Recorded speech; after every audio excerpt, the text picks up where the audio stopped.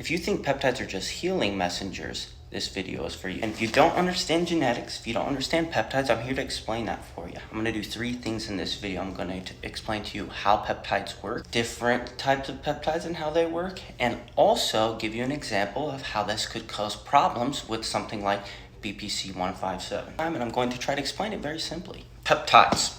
The reason peptides are different than steroids are because steroids are primarily lipid soluble, meaning they dissolve in fat, and peptides are normally water soluble, meaning they don't. And this makes a big difference in terms of how your body has to use it, because things that are lipid soluble can go in and out of cell membranes very easily. Things like peptides that aren't can't. So they have to use transcription and translation and expression and act as a messenger.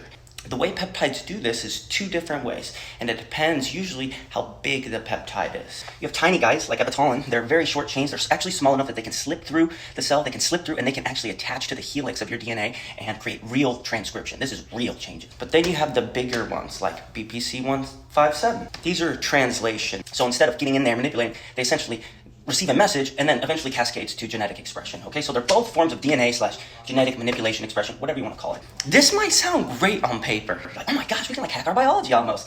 And that's wrong, and here's why. Take BPC 157 for example. The primary function of BPC is to stimulate EGR1 gene. And this creates angiogenesis, which is the creation of new blood vessels. That's why it is used for recovery and things of that nature. So that may seem like a good idea too.